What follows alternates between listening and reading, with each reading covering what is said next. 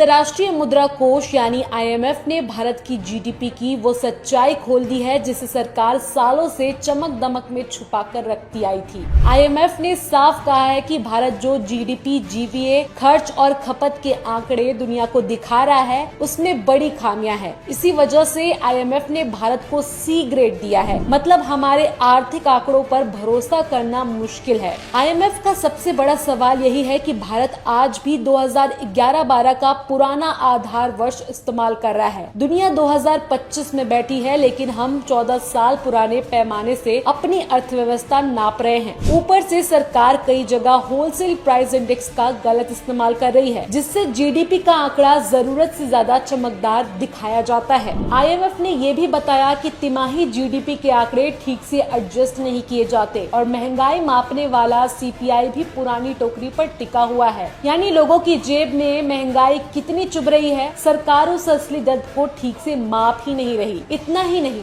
सबसे बड़ी गड़बड़ी तो सरकारी खर्च और बजट डेटा में है। कई आंकड़े सालों से अपडेट ही नहीं हुए, कुछ तो गायब है। जो आते भी है वो महीनों की देरी से आते हैं। मतलब देश की सरकार कितना कमा रही है, कहाँ खर्च कर रही है, इसकी पूरी तस्वीर जनता के सामने आती ही नहीं। IMF की इस रिपोर्ट के बाद हमारा सवाल ये है कि हमारे देश की जीडीपी सच में बढ़ रही है या सरकार अपनी वाहवाही के लिए सिर्फ आंकड़ों को खींच तान कर बढ़ा रही थी।